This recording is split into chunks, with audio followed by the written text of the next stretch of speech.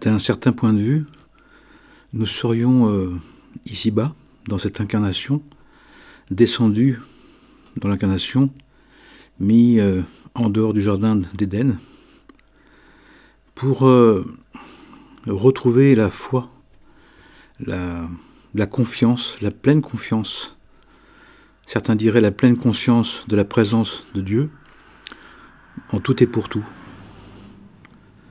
qui ferait que on serait capable de vivre les événements qui nous arrivent comme un dialogue conçu, voulu, désiré par le divin, pour qu'on puisse le désirer, qu'on puisse avoir envie de lui parler, avoir envie de l'entendre, avoir envie de l'écouter.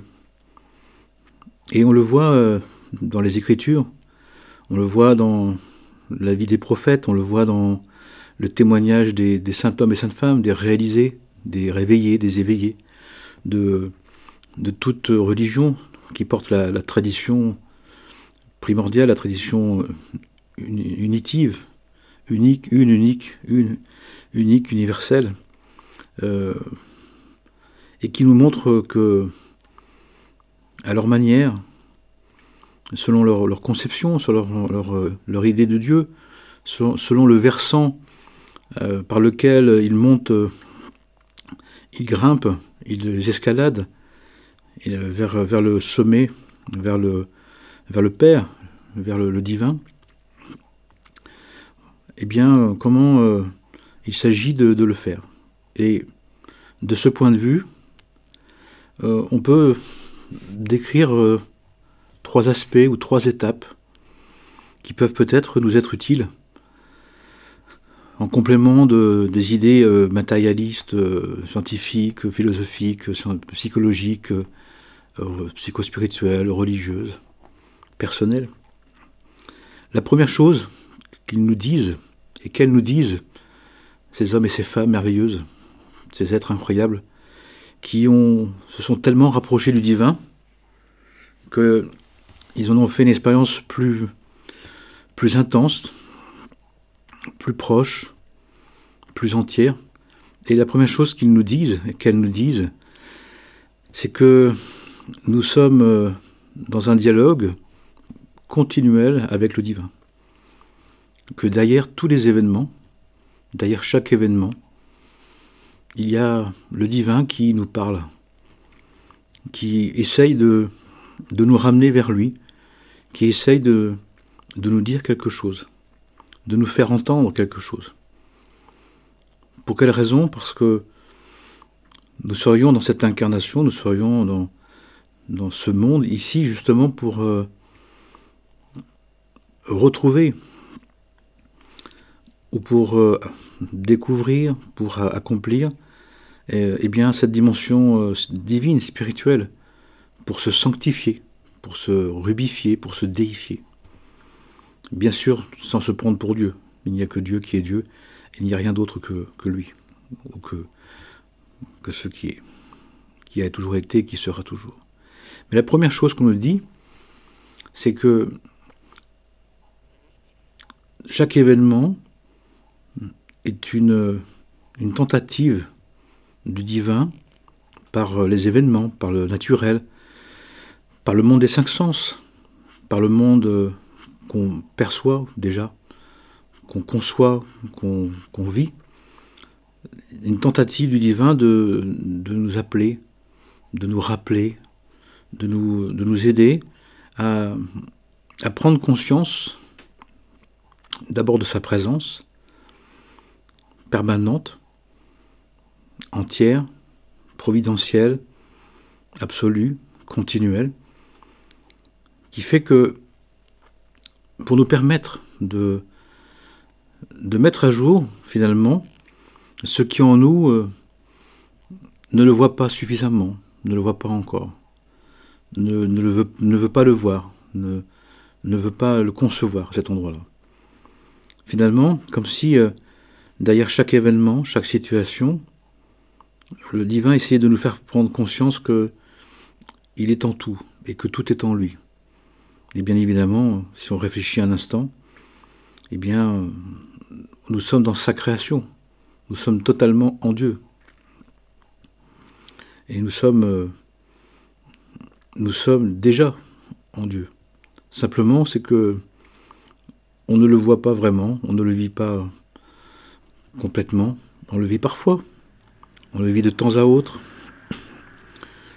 Mais l'idée serait, comme un saint homme et sainte femme, c'est non pas de le percevoir de temps à autre, de manière ponctuelle, de manière involontaire, presque on pourrait dire subie, mais qu'on désire le rencontrer de plus en plus, de mieux en mieux dans tous les aspects de notre vie, et ensuite d'avoir un dialogue ininterrompu, d'avoir un dialogue conscient, d'un dialogue ininterrompu qui se passe dans un degré de l'être, dans une intériorité de l'être, dans une profondeur de l'être déjà, mais qui, pour notre personnalité, pour notre vie habituelle, pour cette part de nous qui s'est identifiée au monde, aime le monde, apprécie le monde, a du sens dans ce monde, ne le perçoit pas vraiment, ou le perçoit à des moments glorieux, des moments merveilleux, des moments douloureux, des moments étranges. Mais c'est partiel, c'est de temps à autre, c'est ponctuel. Et l'idée, ce serait pas seulement de le vivre quand on veut, si on veut, de temps à autre, mais qu'on chemine avec le divin, qu'on suive le maître, qu'on suive le divin maître. Et pour cela, eh bien, chaque événement serait là pour qu'on prenne conscience que sa présence est derrière, mais qu'il aménage derrière les événements, derrière des situations qu'on a pu choisir d'ailleurs, qu'on a la liberté de choisir, pour nous dire quelque chose, et pour nous montrer surtout que sa présence, elle est cachée, elle est voilée par ce qui en nous n'est pas encore en ordre, ce qui en nous n'est pas encore conforme, ce qui en nous n'est pas encore aligné sur les valeurs du divin. On voit bien parfois qu'on peut être en colère, et notre colère fait on fait un geste de trop, on fait un geste malheureux. On peut être déprimé et angoissé, et on n'arrive pas à faire le geste juste, la parole juste, on est débordé. On peut voir que parfois on attend quelque chose, et ça nous empêche d'apprécier ce qui dans l'événement peut être bon et merveilleux. On est obnubilé. Et le divin, justement, serait l'auteur des situations, ou dans les situations de ce que nous devons percevoir, pour que l'on puisse se mettre en ordre, qu'on puisse se mettre dans un aspect vertueux, plus aligné, dans des vertus, dans une rectification de l'être, dans une réparation de l'être, dans un comportement qui puisse accepter sa présence, qui puisse vivre sa présence, qui puisse apprécier sa présence dans les événements. Donc en quelque sorte, à travers un événement, le divin nous éprouverait comme un adversaire, mais un bon adversaire. Comme quelqu'un qui veut nous faire grandir, quelqu'un qui veut nous montrer nos fragilités, nos faiblesses, nos difficultés. Là où on n'est pas encore dans le respect des droits et des devoirs. Là où on n'est pas encore dans le bon sens, dans la logique des choses, dans la bonne logique, le bon sens. Là, on n'est pas moral, pas suffisamment moral. Et là, on est dans la transgression des commandements, pour justement qu'on puisse s'en apercevoir. Alors, on nous dit que il se cache derrière les événements parce qu'on n'a plus les sens spirituels capables, et que maintenant, on les avait à un moment donné, mais qu'on les aurait, qui se seraient mis en veille, pour qu'on puisse maintenant eh bien les acquérir, les retrouver par acquisition.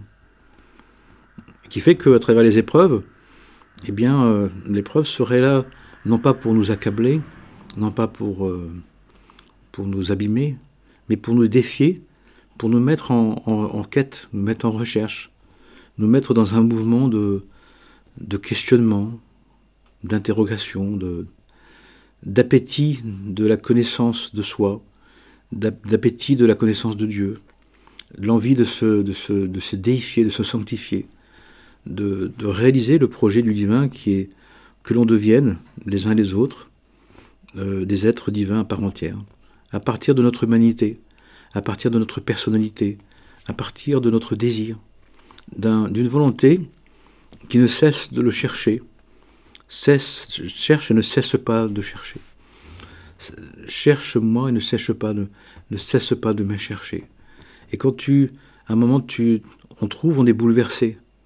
On est bouleversé parce qu'on est déstabilisé, parce qu'on voit qu'il y a quelque chose qui nous avait éloignés, parce que il y avait un enjeu, il y avait des croyances, il y avait des idées, il y avait des conceptions. Et les événements sont là pour justement nous rectifier, pour nous enlever, lever les voiles, de nous préparer à vivre les événements, à percevoir les événements dans ce qu'ils sont en essence, en profondeur, en éternité. C'est que l'adversaire, l'épreuve, l'adversité, c'est Dieu, c'est le divin qui essaie de nous perfectionner, qui lutte avec nous pour nous faire devenir son projet qui est notre véritable projet. Le divin fait en sorte qu'à travers nos désirs, nos projets, nos passions, nos envies, il accomplisse le projet pour lequel il nous a créés. Et pour cela, il nous met à travers les situations qu'on peut choisir, ou pas, comme on veut. Il y a des personnes il y a des êtres, il y a des saints hommes et saintes femmes qui ont accepté de suivre les événements comme ils étaient. Et pareillement, ils ont trouvé sur leur chemin ce qui en eux devait être replacé, rétabli, relevé, et en même temps aussi quitté, supprimé, rectifié, pour qu'ils puissent justement vivre de plus en plus pleinement, vraiment, la présence du divin. Et c'est en cela où on nous dit qu'on peut avoir une vie, celle qu'on choisit ou celle qu'on subit, celle qu'on peut choisir et celle avec laquelle on doit faire avec, mais qui prend un sens profond, un sens supérieur, un sens essentiel, non plus superficiel, mais un sens qui porte un accomplissement véritable, celui que derrière tout ce qui se passe, qui peut nous paraître, quand on choisit, plutôt volontaire, quand on choisit pas plutôt du hasard ou de la circonstance, que finalement derrière tout ça, c'est un dialogue avec le divin. C'est le divin qui essaye de nous faire devenir ce que nous avons à devenir. Ce qui fait que la notion de l'incertitude, la notion du pourquoi tout ça, de l'angoisse du rien, à quoi bon ça sert tout ça? Eh bien, ça sert, tout sert. Mais si on regarde d'un point de vue de cette intention divine à notre égard, eh bien on s'aperçoit que finalement, tout ce que l'on vit, sans exception et sans manquement, sans perte, sans réduction, sert à nous faire devenir le projet véritable que nous sommes. Mais ça veut dire aussi que nous avons à réintégrer qu'il y a un projet divin, que le divin garantit, que le divin protège, que le divin désire pour nous, puisqu'il nous a créés pour cela. Le divin nous aurait créés pour qu'on ait le désir de son projet, pour faire de nous des êtres libres, autonomes, à la fin des temps, des êtres accomplis, capables, nous aussi, de vivre selon ses principes, mais en toute conscience et en toute maîtrise. Mais pour l'instant, on serait plutôt dans l'ignorance, dans l'inconscience, dans le peu de conscience, dans le peu de connaissance, qui fait que on a du mal à percevoir les événements comme étant tous, porteuses, un événement porteur de la volonté divine, même si elle est cachée, Et elle peut être plus ou moins cachée, enfuie, protégée. Il faut parfois pas mal de temps pour que se dévoile au cœur de l'événement et parfois après l'événement, parfois après, très longtemps après l'événement, une nouvelle compréhension. Mais ce serait justement le projet du divin. Ce qui fait que si on peut concevoir les événements comme ça, eh bien ce qui nous arrive, encore une fois qu'on a pu choisir ou qu'on n'a pas choisi, ou même qu'on refuse, qu'on repousse, qu'on refuse ou qu'on subit, il s'agirait de s'élever à un regard, ou de s'approfondir dans une acceptation, dans une compréhension, dans une largesse de cœur, qui est capable d'envisager que derrière toutes les apparences, derrière toutes les facéties de la vie, il y a une direction, il y a un projet, il y a une intention providentielle, bienveillante, miséricordieuse, compassionnelle, aimante, bénissante, de nous aider à nous accomplir. Alors bien évidemment, comme on est des êtres divins en attente de réalisation, d'accomplissement, un être divin a une immensité. Et cette immensité fait qu'il y a une variété, une multiplicité de situations. Mais à vrai dire, le travail serait toujours le même. C'est quelles que soient les situations, les circonstances, encore une fois, qu'on choisit, qu'on préfère choisir ou pas. Il y aurait justement à percevoir, à chercher, à percevoir, à accueillir, à accepter, à entendre, à vivre.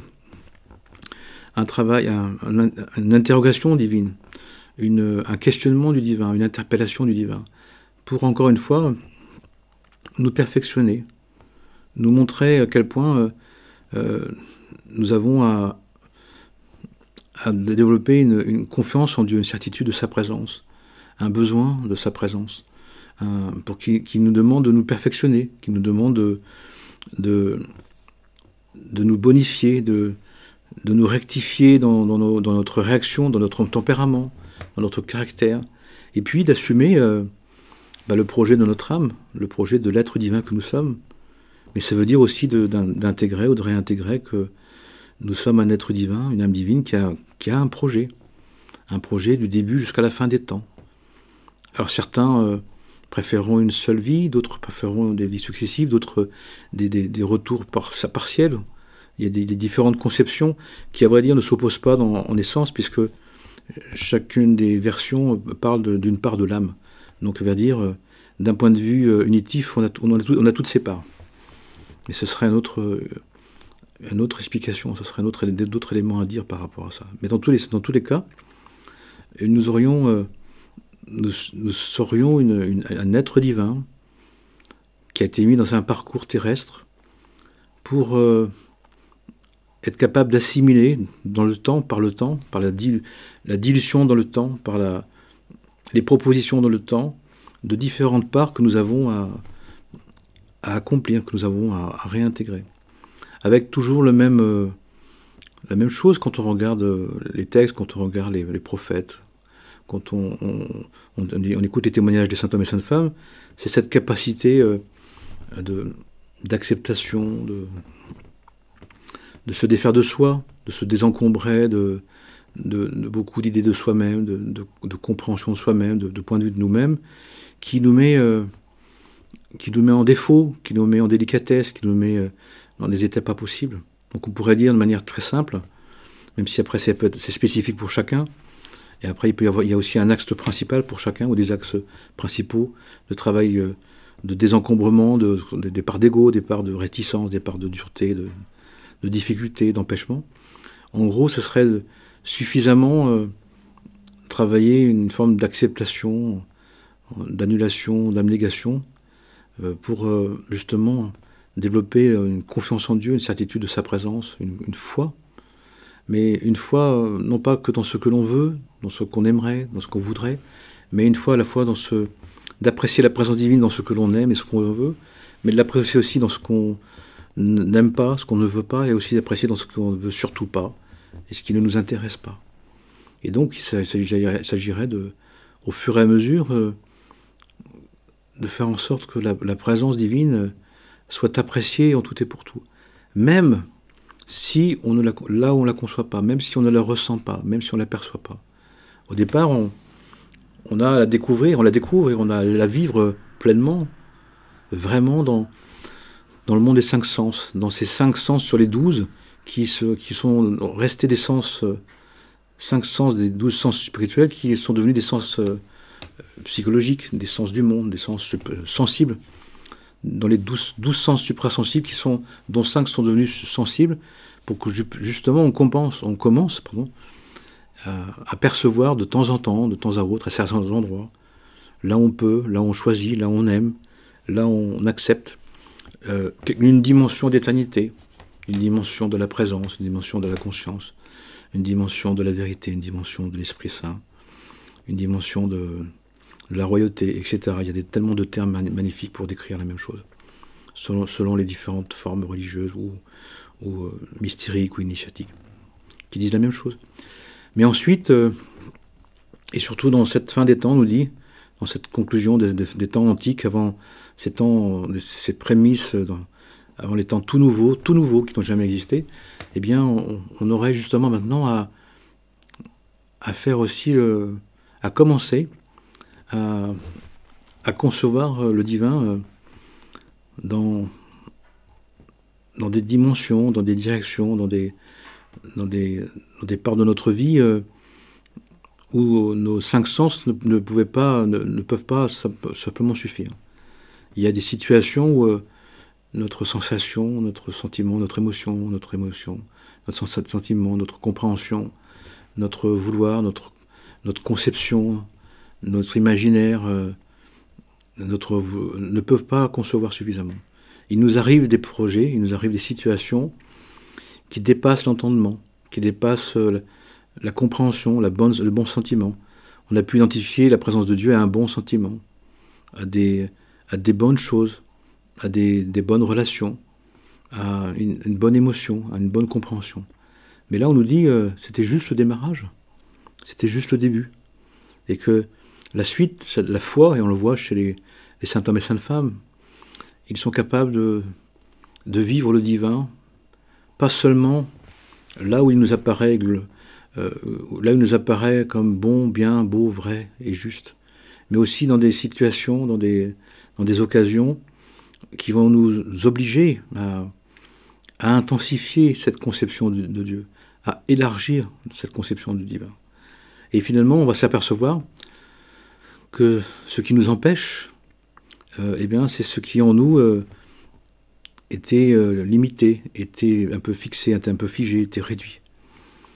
On peut avoir du mal à aimer quelqu'un qui ne nous aime pas, qui nous déteste, qui nous hait. Et puis si c'est notre fils, si c'est notre enfant, si c'est quelqu'un qu'on aime, notre ami, notre compagne, notre compagnon, eh bien là on peut découvrir que, eh bien même dans cette situation-là, on est capable d'aimer alors que auparavant c'était pas compatible, c'était pas acceptable. Donc il y a comme un dépassement de soi, comme une ouverture de soi, comme une largesse de cœur. Et on dit que la largesse d'esprit, la largesse de cœur, c'est justement cette capacité d'élargir la conscience, d'accepter des situations conflictuelles, duelles, opposées, de relier et de faire dialoguer des sentiments différents, des sentiments parfois opposés. Et on voit bien les saints hommes et saintes femmes qui ont été capables de nous montrer quel amour ils pouvaient avoir pour les autres, quel respect, au moment où ils étaient pas respectés, où ils étaient humiliés, où ils étaient jetés. On voit bien qu'il y a plein d'exemples où on voit les saints hommes et saintes femmes qui prennent soin alors qu'ils ne sont pas aidés. On voit des personnes qui sont dans la sainteté, mais qui sont dans une pauvreté, dans un manque de respect, un manque de prendre soin. Mais à ce moment-là, ça ne les dérange plus. Et ils disent même cette belle parole à leur manière, « Seigneur, aie pitié et compassion, ils ne savent pas ce qu'ils font.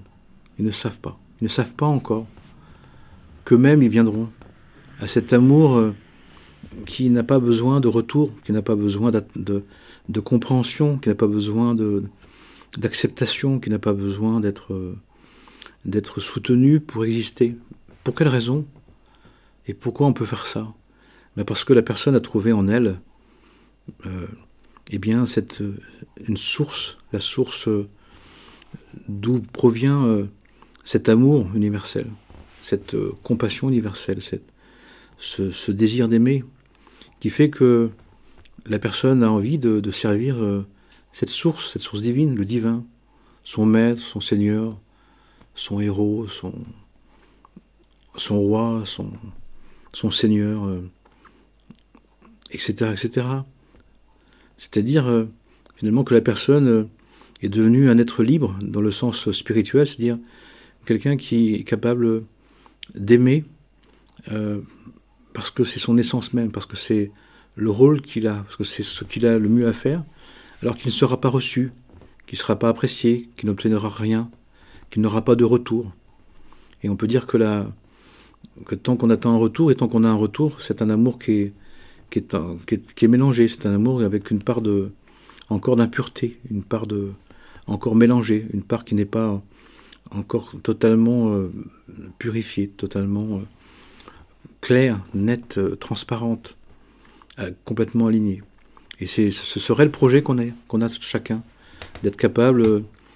Il est souhaitable que je parte, vous envoyez l'Esprit Saint, l'Esprit de vérité, l'Esprit de vie, l'Esprit de sainteté, pour vous sanctifier, et vous ferez ce que j'ai fait, vous ferez d'autres choses encore. Et chacune a le rôle de développer, de recevoir l'onction, de recevoir cette vitalité de l'essence divine, de l'essence de la présence, de l'éternité, pour justement partir de ce qui en nous est né de lui-même, ce qui en nous est la source qui ne dépend pas de ce monde. Et le travail des événements extérieurs est justement pour désencombrer le puits, pour désencombrer ce qui nous empêche de retrouver la source, puisque on sait que on nous dit que la personnalité est comme une pierre qui recouvre le tombeau, qui cache, qui est devant la grotte où se trouve le tombeau, où se trouve la source. Et qu'il faut lever cette pierre, et qu'il faut nettoyer le puits, il faut recreuser le puits pour justement retrouver cette source. Et la caractéristique d'un puits, c'est qu'on creuse au même endroit. Quelqu'un peut creuser 10 trous de 1 mètre, il ne va pas forcément trouver d'eau. Quelqu'un qui va creuser 10 fois 1 mètre au même endroit, il peut trouver de l'eau. Ce qui fait qu'il y a un approfondissement. Il y a un travail en soi de creusement, d'évacuation, de libération, pour retrouver la source. Et quand est-ce qu'on doit s'arrêter? Quand est-ce qu'on peut s'arrêter? C'est quand on a trouvé la source. Tant qu'on n'a pas trouvé la source, et tant qu'on n'est pas, eh bien on doit continuer. Et quand on trouve la source, et au fur et à mesure qu'on s'approche de la source, il y a un ressourcement, il y a une lumière, il y a une conscience, il y a une paix, il y a une équanimité, il y a une certitude, il y a une rassurance, il y a une intensité qui se révèle. Elle est là déjà. Elle est déjà présente. On a été fait comme ça. Mais d'abord, il fallait qu'elle soit recouverte, qu'elle soit voilée, qu'elle soit cachée, pour qu'on puisse, nous dit-on, avoir une conscience d'exister. Mais maintenant, c'est à partir de cette conscience d'exister qui forme notre personnalité que nous avons et que nous aurons et que nous viendrons à justement à trouver en nous cette source pour nous ressourcer et puis pour renouveler le monde, qui est la troisième part. La première part, c'est tous les événements sont un dialogue avec Dieu, même si et tout le travail, c'est de ne pas voir l'événement lui-même et de voir le dialogue avec Dieu, ce que Dieu veut nous dire. Le deuxième, c'est ce qu'il veut nous dire, c'est désencombre-toi, enlève ce qui retrouve la source, creuse en toi. Et pour cela, il faut enlever, utiliser les forces d'ego justement pour creuser la source. Donc il ne s'agit pas de tuer l'ego, mais il s'agit de diriger l'ego Hein. Le péché étant de manquer la cible, eh bien de ne plus pécher, c'est de se servir des forces d'ego pour nous maîtriser, de nous désencombrer, maîtriser ce qui en nous est agité, ce qui en nous justement ne nous permet pas de nous mettre dans les conditions de percevoir la source, de vivre la source. Donc en nous, nous avons un travail de mise en ordre qui va s'appeler développer des vertus, développer une morale, de respecter les lois, les commandements, de faire en sorte que, justement, et c'est là où Yeshua Jésus nous dit, je ne suis pas venu abolir les lois et les prophètes, mais les accomplir, les montrer comment on peut s'en servir. Donc l'idée, c'est de nous-mêmes de s'en servir, nous-mêmes de les appliquer. Mais ça veut dire aussi de réintégrer qu'il y a un ordre divin, qu'il y a des lois divines, il y a des principes, il y a des moments, il y a des temps, il y a des célébrations, il y a tout un travail du disciple, de discipline, puis un travail du serviteur, puis un travail du serviteur fidèle, du chevalier fidèle, de l'apôtre fidèle, du veilleur fidèle, du compagnon fidèle, qui fait qu'on va rentrer de plus en plus dans la certitude, on va quitter l'angoisse, on va quitter l'incertitude, parce qu'on aura remis Dieu dans le jeu. Dieu sera le centre de tout. Et puis, on trouvera une autre équanimité, on trouvera une consistance, parce qu'on aura commencé à nous connaître. On aura commencé à voir en nous, à regarder en nous, d'abord ce que nous font les événements. Les personnes veulent trop vite réagir, veulent trop vite régler les événements, veulent même se débarrasser des événements. Et ça les afflige. Parce que cette affliction exprime le fait que cette insécurité les met à mal parce qu'elles veulent s'en débarrasser de cette insécurité. Mais l'insécurité doit se transformer en un questionnement qui doit se transformer en une rectification. Qu'est-ce qui en moi m'empêche de supporter? Qu'est-ce qui en moi ne veut pas accepter ce qui m'est dit? Qu'est-ce qui en moi repousse le questionnement ou l'interpellation ou la remise en question, puisque nous sommes des passants, c'est-à-dire nous sommes des cheminants, nous sommes des questionnants. Adam, le mot Adam, c'est celui qui se questionne. Adam et Ève, Adam et Rava, c'est la conscience adamique et l'intelligence événique, c'est un travail de questionnement, un travail de se questionner. Et donc, dans les écrits, dans les témoignages, on nous dit comment faire. À la fois par les écrits, les lois, par rapport aux prophètes, les avertissements, et puis aussi les témoignages des saints hommes et saintes femmes, qui nous montrent comment faire. Donc il y a des exemples.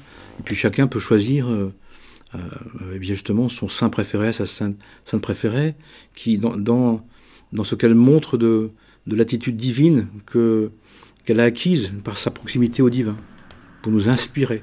Mais dans tous les cas, et quelle que soit la forme religieuse, les croyances, les êtres ont une absolue confiance en Dieu. Dieu est présent en tout, c'est lui le maître de tout. C'est lui qui est derrière tout. Et chaque situation est une manière de nous interpeller, de nous dire quelque chose, de nous montrer une erreur, une difficulté, un handicap, un mal-être, quelque chose qui en nous est instable, inconstant, désaligné, désorienté, qu'on doit replacer. Je suis colérique, je dois apprendre à me maîtriser ma colère pour être capable de m'affirmer. Je suis intempestif, je dois diriger mon intensité pour savoir, comme un laser, diriger toute cette énergie pour faire le travail de maîtrise de moi-même. Je suis paresseux, je dois m'organiser, par exemple, apprendre à m'organiser. Je perds du temps. Je suis angoissé, je manque de sens à ma vie. Je ne comprends pas ce qui se passe. Je dois travailler, étudier. Et on revient dans les classiques qu'on voit dans toutes les écoles, toutes les écoles religieuses, mystériques, initiatiques, intérieures, de développement. C'est la connaissance de soi, la connaissance de Dieu d'abord. Pour avoir une connaissance de soi à partir des valeurs divines, ça fait toute la différence. à travers les enseignements, et pour justement eh bien, savoir ce qui se joue en nous. Et la première rectification à faire, c'est de se connaître, c'est de savoir ce qui se joue en nous. Ah, je me rends compte que quand les choses ne sont pas comme je veux, ça me met en colère. Quand je ne sais pas comme je veux, je suis frustré. Ah, d'accord. Alors, on nous dit que ça, c'est des passions qui nous animent. Et ce qui est très intéressant, c'est que on nous donne une magnifique clé, on nous donne une clé de compréhension. Ce n'est pas ce qui rentre en nous qui nous souille, c'est ce que l'on dit des choses. Donc il suffit de voir face à un événement que Dieu provoque, dont Dieu se sert pour nous montrer, pour nous dire quelque chose, comment on réagit. Et il suffit d'écouter en nous ce qu'on pense, ce qu'on dit et ce qu'on fait, pour voir dans nos réactions ce que l'on porte, des liens de passion, ce que l'on porte de désordre qu'on a à remettre en ordre. Et bien ensuite, il y a le travail à faire. Et ce qui est très beau, c'est que quand quelqu'un s'attache, s'implique dans cette remise en ordre intérieure, dans le fait de se maîtriser, il ne peut plus avoir le même rapport à soi-même et aux autres et au monde et à la vie. Il ne peut plus être aussi haineux, aussi jugeant, aussi cruel. Le fait d'avoir l'humilité de se dire que le divin nous parle à travers les événements, donc de se défaire l'orgueil, fait que on ne va plus pouvoir se mentir comme avant, on va chercher la vérité sur soi-même, de se connaître. Qui fait que par rapport aux événements, on ne veut plus être aussi cruel, aussi jugeant et condamnant, mais on va justement développer de la compréhension, de la miséricorde. On ne va plus être haineux, on ne va plus être dans la haine gratuite, on ne va plus être dans la dureté, on ne va plus être dans le jugement, la condamnation. Parce qu'on aura vu, c'est tellement difficile de faire un travail sur soi, c'est tellement difficile de se contenir, de se maîtriser, de s'accepter d'abord pour se maîtriser, d'accepter ce qui se passe, d'accepter que ce que j'ai dit des autres, ce que ma réaction a dit, c'est moi. Il n'y a rien qui rentre en moi qui me souille.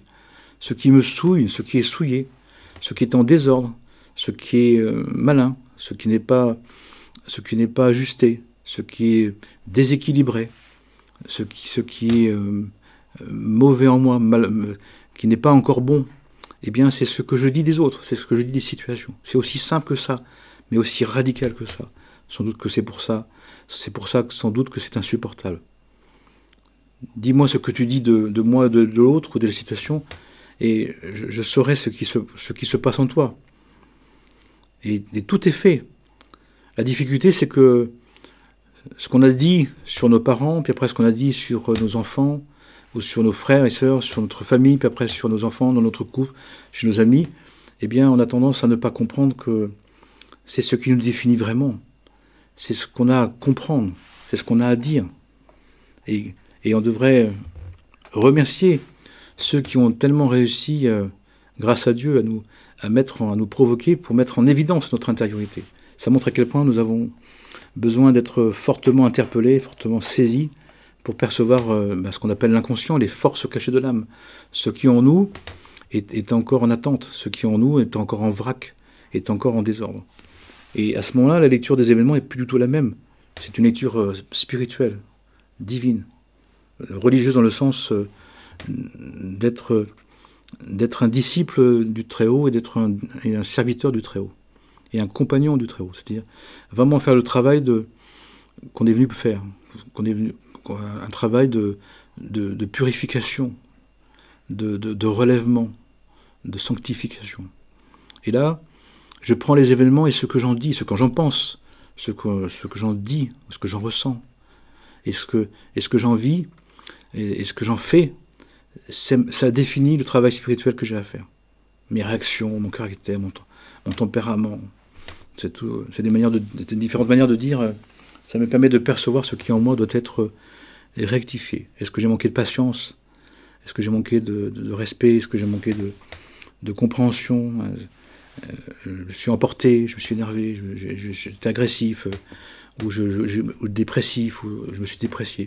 Tout le travail de mise à jour des passions, des agitations, des cogitations, de ce qui en nous souffre, et souffrant, et enflammé, et aqueux, et boueux, et barré, le côté air, ou le côté feu, énervé, tempestif, le côté terre, boueux, la terre boueuse, ou la terre sèche, l'aridité, l'indifférence. Et puis la notion de l'eau, eh bien, voilà, est-ce que je suis complètement liquéfié, sidéré. Et puis, eh bien, tout ça pour faire en sorte qu'ensuite, nous ne soyons plus dans une réaction face aux événements. Mais pourquoi on fait? Parce que si je ne comprends pas que les événements, à travers les événements, le divin me parle, eh ben, je ne comprends pas que je dois rectifier des choses, donc je vais penser que c'est à cause des autres, c'est à faute des autres, donc je vais projeter avec mon verbe ce qui m'appartient, à vrai dire. Et forcément, eh bien, je ne vais pas aider la situation, je vais développer de la haine, je vais développer de l'inconscience, de l'ignorance. Et plus ça va aller, plus je vais renforcer le voilement, plus je vais renforcer le dévoiement, plus je vais renforcer l'enténébrement, on pourrait dire, l'obscurité jusqu'à l'enténébrement. Mais si j'accepte, je peux accepter que derrière les événements, c'est le divin qui m'interpelle, qui veut essayer de me montrer, c'est mon meilleur adversaire. C'est le seul qui me regarde, tu es faible là. Regarde, tu n'es pas en ordre là. Regarde, tu n'es pas assez vertueux là. Là, tu n'es pas assez dans la discipline, dans la maîtrise de soi. Qui fait que tu ne peux pas servir. Parce que si on est dans la maîtrise de soi, si on relativise, si on arrive à se mettre à distance, si on arrive à se mettre dans un autre dialogue avec les événements, on pourra aider. Et qu'est-ce qu'on pourra? On pourra répondre à la demande du divin, c'est témoigne de la parole, témoigne aux autres de comment tu m'as trouvé, comment on a rencontré le divin.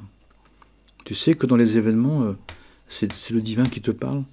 Tu sais qu'il te parle pour te montrer ce qui en toi n'est pas encore en ordre, n'est pas suffisamment en ordre, n'est pas suffisamment ajusté.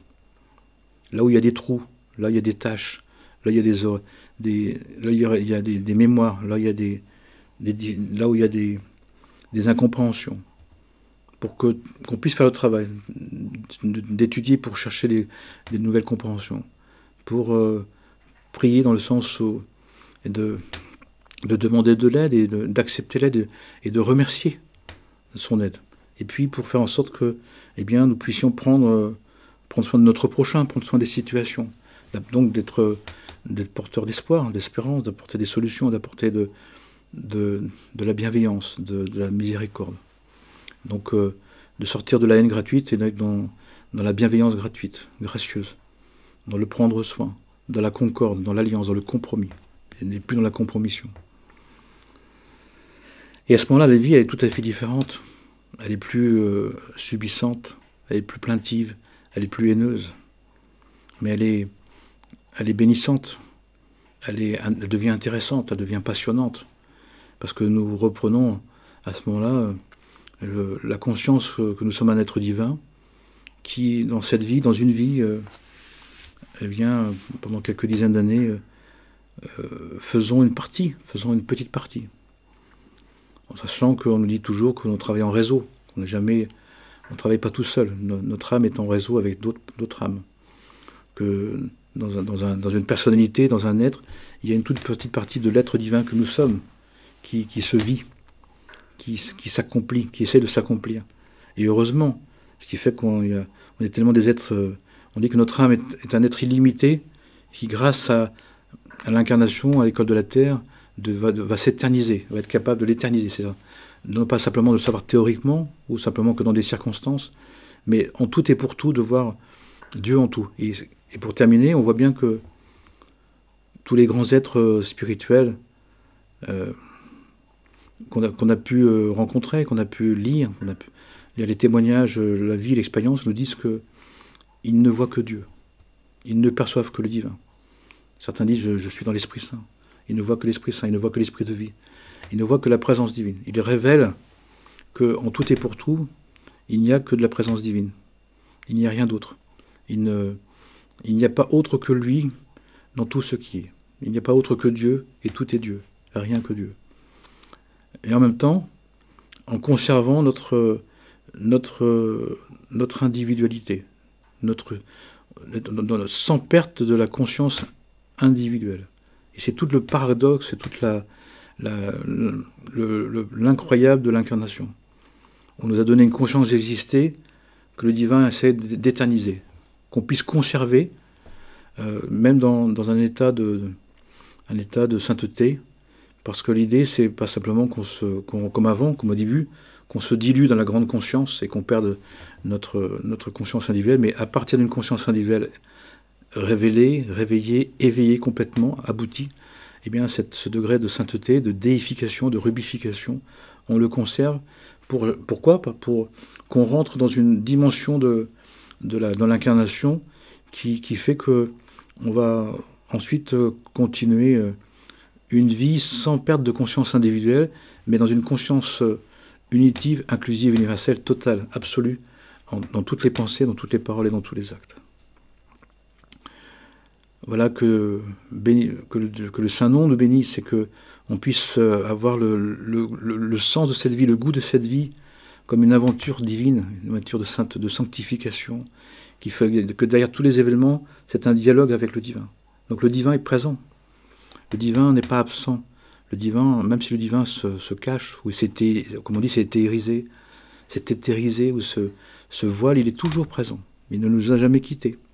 Mais il s'est mis à distance pour qu'on puisse avoir envie de le retrouver, pour qu'on puisse aussi y revenir sans perte de conscience, au rythme de notre conscience, de la largesse de notre conscience. Et plus on se rapproche, plus notre cœur s'ouvre, notre cœur est large, notre cœur devient éternel, devient capable d'universel, jusqu'à l'accomplissement entier qui appartiendra à un temps que seul Dieu connaît.